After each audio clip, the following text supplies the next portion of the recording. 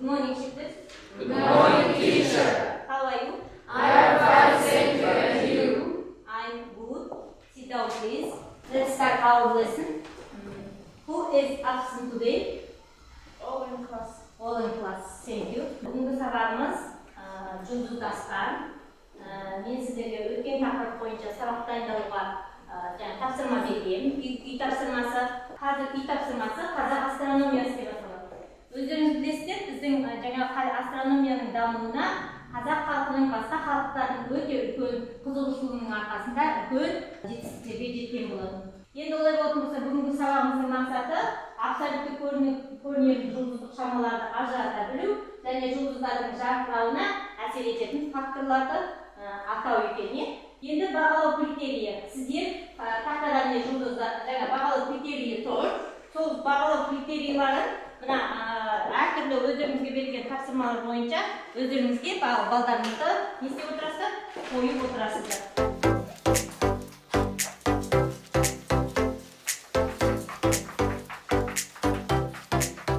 Енді олай болатын болса, балалар, осы жұлдызды аспан туралы мына қысқа видеоға назар аударайық. Түнгі аспанға қарағанда ғажайып көріністі тамашалауға болады. Жұлдыздарды, айды, тіпті ғаламшарларды көре аламыз. Бірақ үлкен айды, аңшыны немесе саршаянды көре аламыз ба? Ежелгі өркениеттің баяндауынша олар жұлдыздардан құралған үлгілерді көре алған. Оларды шоқ жұлдыздар деп атаған болатын.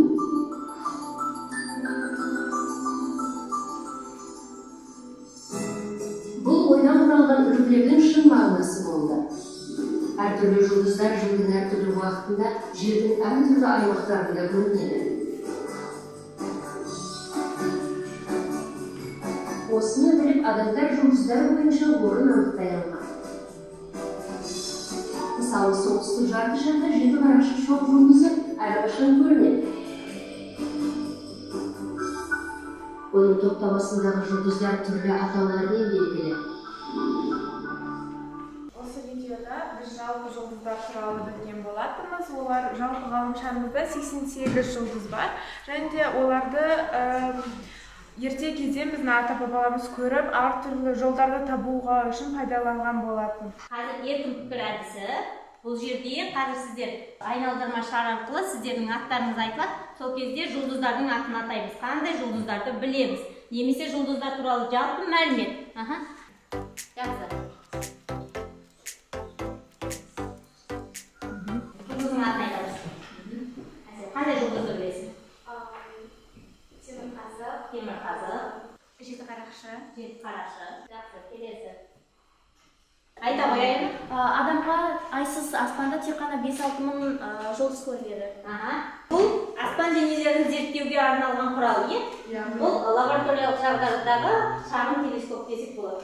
Енді келесі жұлдызға байланысты әртүрлі терминдік сөздерді өтеміз болады. Қазір сіздер сол терминдерді екі тілде қайталаймыз. Asteroid,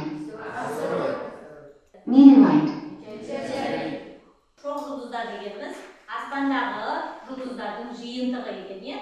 Аспан сферасы балалар, аспан сферасы. Бізге радиусы шексіз, яғни анықталмаған дөңгелек сфераны айтамыз. Радиусы анықталмаған дегендіктен олардың жаңағы орналасу реті әртүрлі болуы мүмкін.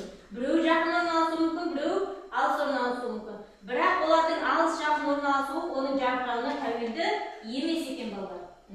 Жақсы, олай болатын болса, қазіргі сәтте, қазіргі осы минуттағы біз аспан сферасында нені көріп бақылай аламыз, осыны қазірна неден көре алады екен. 19 сентябрь. Қазір бізге мына шоқ жұлдыздар қайтер екен? Көріне алады екен. Жақсы ма? Жақсы. Енді бұны жаңағы бұрыш бойынша жылжытуымызға болады.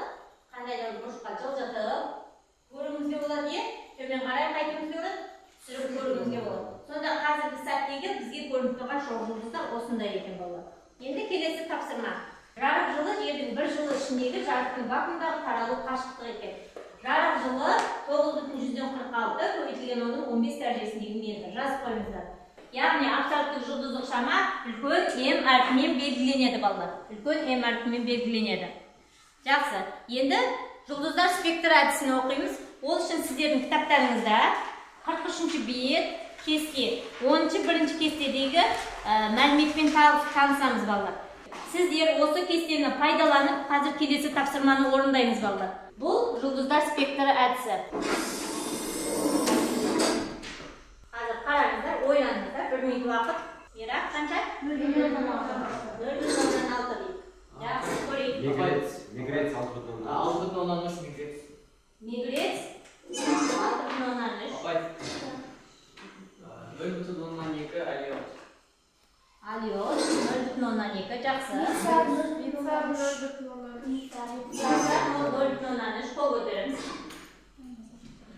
Айта қойыңыз. Фигда 2,0. Фигда 2,7 дейді. Жақсы, келесі. Айта қойыңыз. Бүкке минус 1,1. Келесі соғысы. Минус 0,7 Венетнаш. Венетнаш. Жақсы, барлығымыз келісеміз балалар? Иә. Дұрыс деп ойлаймыз ба? Иә. Жақсы, олай болатын болса тексеріп көрейік.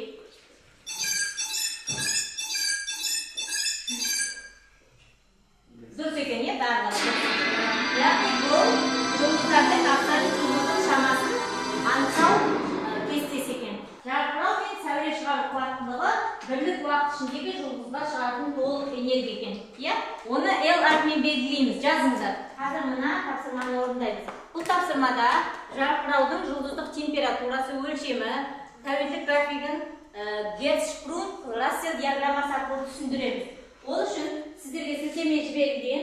Қазір сілтемеге кіріп, Рассел диаграммасында бізде жұлдыздардың ең алғашқы мына температуралары, олардың спектрлік түрлері, абсолюттік шамалары, жарқырауы, диаметрі және массасы көрсетілген. Мынаның жаңағы бөлігінде әртүрлі жұлдыздар тұр. Оның ішінде қызыл жұлдыздар, сары жұлдыздар, ақ жұлдыздар, көк жұлдыздар. Енді мына жаңағы әр жұлдыздың несіне барсақ, осы жұлдыздардың қалай температурасы, диаметрі өзгеретінін сіздер өздеріңіз не істейсіздер? Анықтайсыздар да маған қай жұлдызды анықтадың, бір жұлдыздан анықтап бересіздер. Жақсы ма? Жақсы, олай болатын болса кірейік. Bir жұлдызды таңдап алыңыздар. Қызыл. Bir жұлдызды таңдап алыңыздар. Соны мәліметін жазасыздар. Жұлдызды таңдайсыздар. Қай жұлдызды таңдадыңыз, соны дәптерге түсіреміз. Соны оқып береміз маған. Біреулерің қызыл жұлдызды таңдаңыздар, біреулеріңіз ақ жұлдызды таңдаңыздар. Айырмашылығын байқап көріңіздер. Кім қандай жұлдызды таңдады және температурасы қалай өзгереді екен? Ал айта қойыңыз. Ларис ол қара жұлдыз, оның бетінің тең температурасы 6400, ал абсолюттік шамасы минус 4,5. Ал диаметр болса 7, бұл түсті индексі 6,6. Жұлдыз жарқырауы 6000. Түсі қандай екен жұлдызды? Сары. Сары, не? Вот индексі минус 0,1, түрі АО, абсолюттік шамасы 0,5, диаметрі минус 3, жарқырауы 60, массасы шамамен минус 3. Жұлдыздың негізгі тізбегі өмір бойы 600 миллион лет. Жақсы, қандай түсі? Көк түсті. Көк түсті, е? Бетінің температурасы 5900, PV түсті индексі 0,6, спешл түрі шамамен G1, абсолютті шамасы 408 мыңи, жұлдыздардың жарқырауы 1, диаметр 1, масса шамамен 1, жұлдыздардың негізгі тізбегі өмір бойы 10 мың миллиард. 10 мың миллиард, жақсы. Ең тараған жұлдыз Антарес жұлдызы, оның түсі қызыл, температурасы 3300 кам, түсті индексі 1,5, түрі М1, абсолюттік шамасы минус 5,3, жұлдыз жарқырауы 10 мың және диаметрі 300. Жақсы, айта қойыңыз. Мен таңдаған жұлдыз Бетельгейза, қызыл жұлдыз. Менің ойымша бұл жұлдыз үлкен жұлдыздардың қатарында. Күннен жарық энергиясы мөлшері көлемі үлкен. Диаметрі 500 метр. Жақсы, рахмет. Енді олай болатын болса, біз қанша түсті жұлдызды байқап тұрмыз, өздерің көріп тұрсыздар? 4 түсті. Көк, ақ, сары, қызыл. Енді бұл түстер, олардың температурасы тәуелді ме деген сұраққа жауап берейік. Тәуелді ме, тәуелді емес пе? Жақсы, тәуелді болса, қазір мен қызыл жұлдызға апарайын. Жұлдыздың температурасы қаншаны көріп тұрсыздар? 3200. Ал енді көк жұлдызға қарайын. 33.500. Сонда қызыл жұлдыздар бізге ыстық болып көрінген ме? Ең салқын жұлдыздар қандай жұлдыздар екен? Қызыл жұлдыздар. Ең ыстық жұлдыздар? Көк жұлдыздар. Жақсы. Кім жылдама әдісі? Бұл жерде сіздер қазір есеп шығарасыздар. Тапсырманы орындаймыз және дәптерге түсіреміз. Жақсы. Бірінші есепті кім оқиды? Ал оқыңыз. Determine the distance in meters to the constellation which is located the distance equal to үлкен аюға дейін арақашықтық бізде 82 күн құрайды. Жарым жылын береді. Ал жерге дейінгі арақашықтық қайтуымыз керек? Табуымыз керек. Жақсы. Қазір осы тапсырманы тақтаға орындайық.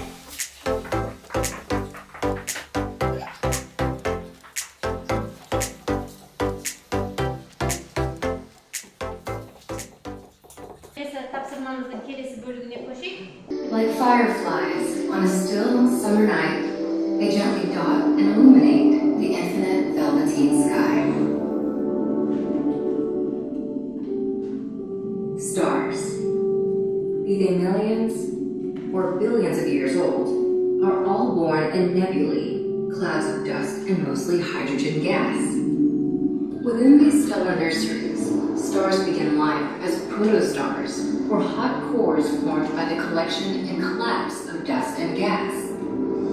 As the protostars become hotter, hydrogen nuclei inside of the cores begin to fuse and create helium. It is this chemical reaction, thermonuclear fusion, that generates the star's heat and energy and causes it to shine.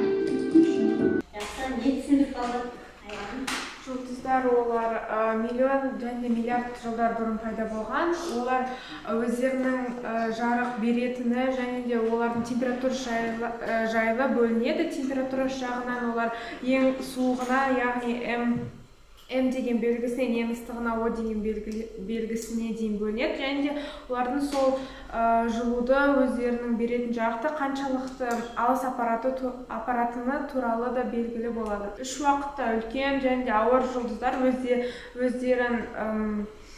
өздерін жойып, өздерінің артынан черный дыра деп аталатын заттарды қалдырады. Қарақұрдым, е? Жақсы. Миллион күнге бұйырады, ойынын ойнап көрейік, балалар. Енді бұл жерде сіздер жаңағы дұрыс жауапты көрсетесіздер, жақсы ма? Мегрец жұлдызының атауы қандай?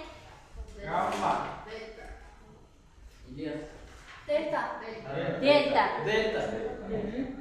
Жақсы, келесі. Жұлдыз шығаратын толық энергия. Не дедік жаңа біз? Дұрыс айтады, жұлдыздың жарқырауы екен. Келесі бізде зодиак шоқжұлдызының дөңгелегі балалар. Бізде енді жұлдыздарды зодиак шоқжұлдыздармен байланыстырамыз.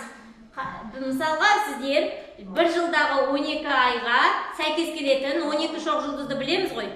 Мысалы, әрқайсымыздың қайсысы айда туғанымызға байланысты сол бойынша зодиак шоқжұлдызы бар екен, е? Мысалы, мен наурыз айында туғанмын, мен балықтармын. Ал сіздер ше? Мен ақпан айында туылдым, мен балықпын. Балықсыз, жақсы. Келесі айда ғой? Мен қазан айында туғанмын. Қазақша, таразы, жақсы. Тағы кім айтады? Мен қыркүйек айында туылдым, менің зодиак шоқжұлдызым ол сұлу бикеш. Сұлу бикеш, жақсы. Келесі Жанар. Мен тамыз айында туылдым, менің жұлдызнамам Арыстан. Арыстан, жақсы айта ғой. Мен шілде айында туылдым, Еран. Қазақшасы? Шаян, жақсы. Бүгінгі сабағымызды қорытындылай келе балалар, бағалау бөліміне көшейік. Үйге тапсырманы жазып алыңыздар. Келесі бізде дәптер кітаптарыңызда 43-ші бетте тапсырма бар. 43-ші бетте, 44-ші бетте сұрақтарға жауап іздеп келесіздер. Осы сұрақтарға жауап іздейміз және сол сұрақтарға жауабымызды жазып, тақырыпты қайтеміз, мазмұндап келеміз. Содан кейін бүгінгі сабақта өтілген терминдерді қайтеміз, қайталаймыз және келесі сабаққа соны жаттап келесіздер. Жақсы, рахмет.